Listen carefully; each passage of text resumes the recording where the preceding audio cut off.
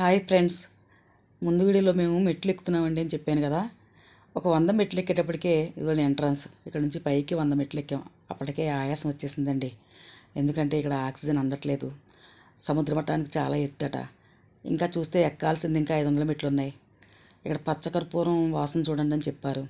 సరే, అలా చూస్తూ స్వామి మీద భారం వేసి నడుస్తున్నాం. ఇక్కడ గుర్రాలు కూడా ఎక్కచ్చు, కానీ అదివో అల్లదివో శ్రీహరివాసము అని ఆయన్ని మనసులో ధ్యానం చేసుకుంటూ ఆయన్ని దర్శన భాగ్యం కలిగించమని వేడుకుంటూ బయలుదేరాము. ఒక పెద్ద గేటు వచ్చింది. ఆ గేటు దాటి లోపలికి వెళ్ళేటప్పటికి అక్కడి నుంచి ఇంకో 100 మెట్లు ఉన్నాయి. కానీ ఇక్కడ నీళ్లు గడ్డకట్టుకుపోయినాయి. ఇక్కడ 108 ఆవు ముఖాల నుంచి దారాలు వస్తాయండి. అవి గండ కింద నుంచి వస్తాయట. అందులో స్నానం చేస్తారు. ఆ తర్వాత ఇక్కడ కూడా చేయాలి. అక్కడ చేసిన తర్వాత పాపకుండం, పుణ్యకుండం. ఇందులో స్నానం చేసిన తర్వాత స్వామి దర్శనం. ఇదిగోండి ఇక్కడ ఎంట్రన్స్.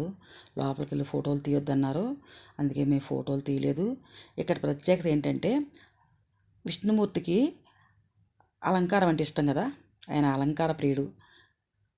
ఏంటంటే వజ్రాల ఆభరణాలు, బంగారు కిరీటాలు, పట్టు వస్త్రాలు, తులసి మాలలు ఆయనకి ఇష్టం.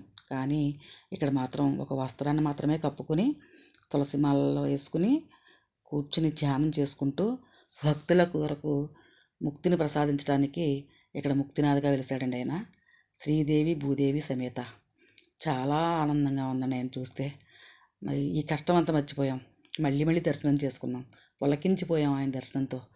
ఆనందంతో బయటకు వచ్చాం. ఇక్కడికి వచ్చేటప్పటికి గౌతమ బుద్ధుని నల్లది పెద్ద రాతి విగ్రహం ఉందండి. సూర్యకిరణాలు ఎలా పడుతున్నాయి చూడండి ఆయన మీద. అక్కడి నుంచి కిందికి వస్తూ ఉంటే ఈవిడ క్షేత్రపాలకురాలట, జ్వాలాదేవి. ఆమెను దర్శనం చేసుకుని క్రిందికి వచ్చేసామండి. నెక్స్ట్ పశుపతినాథ్ బయలుదేరాము. Next video Pashupatinath.